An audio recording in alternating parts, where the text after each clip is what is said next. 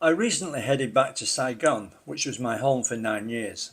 It was just a short 10-day trip to catch up with old friends, but it coincided with the 50th anniversary of the end of the war and the reunification of North and South Vietnam. My journey began with a 90-minute bus ride from Dien to the airport at Bangkok. As travellers depart from Bangkok's Suvarnabhumi International Airport, a wonderful statue greets them. It provides a contemporary interpretation of the ancient myth of the churning of the Sea of Milk. The statue is 21 metres long. Vishnu stands at the centre, overseeing the churning process, embodying his role as the preserver of cosmic order. Groups of devas and asuras pull the Vasuki on either side, emphasising the theme of duality and collaboration. The Golden Mountain, Mount Mandara, serves as the access, while celestial Apsara maidens hover above.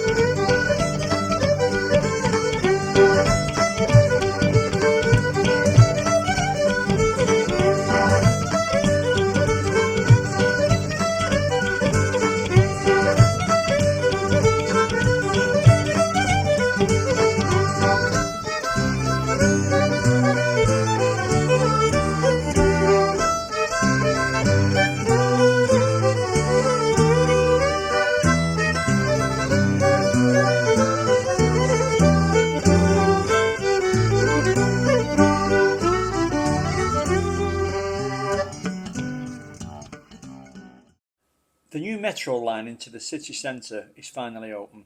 It seemed like it was being built for the entire time that I lived in Saigon. I woke to a lovely day and decided to ride into town to see how the old place was doing without me. This view of the Saigon Bridge is from the footbridge to Thao Dien station, and it is a completely new perspective for me.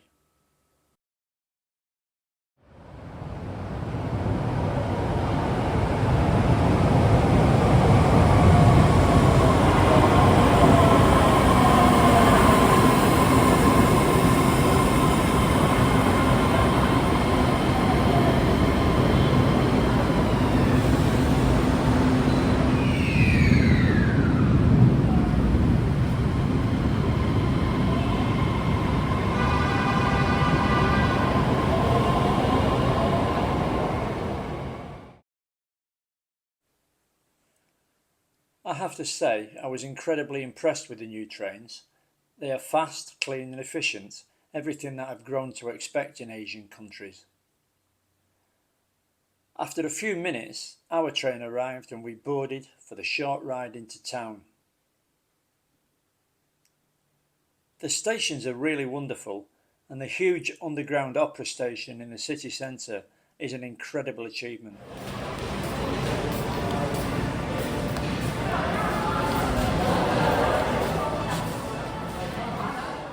I strolled out of the new train station and onto Nguyen Hue, where I soon came to one of my old favourite haunts. The fabulous Nguyen Hue Coffee Apartment stands at 42 Nguyen Hue, which is the main pedestrianised street in District 1. The apartment was built in the early 1960s and housed the families of high-ranking officials of the old regime. In its day, it was one of the tallest buildings on Nguyen Hue and was considered an icon of the street. After the liberation of Ho Chi Minh City, the building was allocated to workers of the Ba Son shipyard, most of whom were poor. In 2015, Nguyen Hue was pedestrianised and property prices here have skyrocketed. I made my way up to the letter on the 6th floor for a much needed coffee.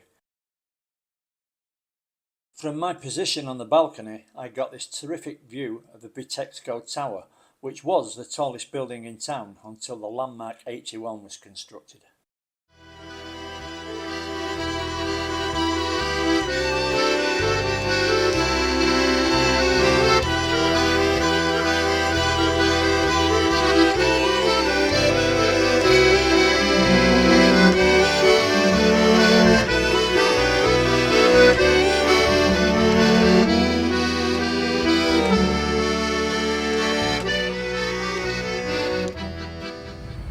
Following clips of me standing in front of some of Ho Chi Minh's iconic buildings were made for the video of the Purple Pas de Deux by Famous Last Words, a link to which is in the comments below. French colonial buildings are evident throughout the city. The People's Committee building stands proudly on Li Tu Trong, facing down the prestigious thoroughfare of Nguyen Hue. It was initially called the Hotel de Ville, which is French for City Hall. It took 11 years to build and was opened in 1909. With the iconic address of number 1 Dong Khoi, the magnificent Hotel Majestic offers fabulous views of the River Saigon. I love the rooftop bar here. Graham Greene famously lived in room 210 at the hotel for 2 years whilst writing The Quiet American. Officially titled the tongue-twisting Ho Chi Minh City Ballet, Symphony, Orchestra and Opera, this is more commonly known as Saigon Opera House. It's a stunning building. When I lived in Saigon, I was lucky enough to attend a couple of performances by the Saigon Symphony Orchestra here. Formerly known as the Municipal Theatre, it's one of my favourite buildings in town. Okay, so it's a tourist trap. However, Ben Thanh Market is a fully functioning market and is frequented by locals and tourists alike. In the busy periods, it's incredibly difficult to walk through such are the crowds, but it's good fun and the vendors expect you to barter.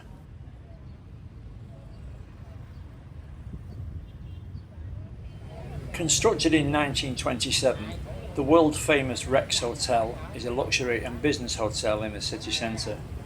During the Vietnam War, the hotel was the location of the United States Military Command's daily press conferences. These were derisively named the 5 o'clock follies by cynical journalists who found the optimism of the American officers misguided, to say the least.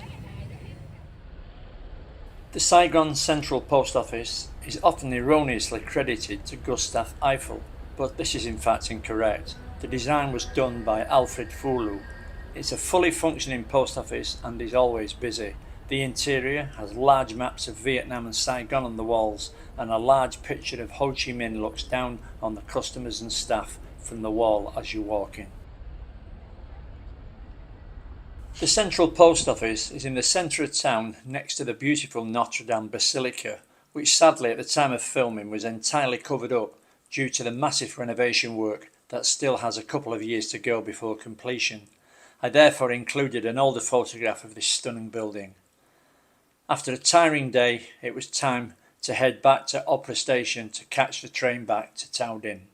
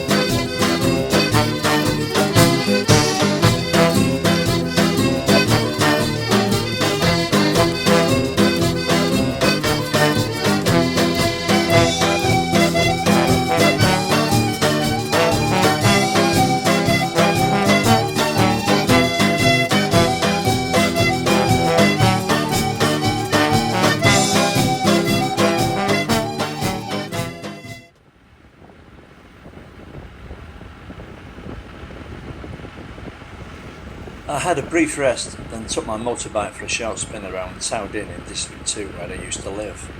This area has since been given city status and is now part of the new city of Tu Duc. I think it will be a long time before the locals stop referring to it as Thao Dien District 2, Ho Chi Minh City, but it's an area that I love.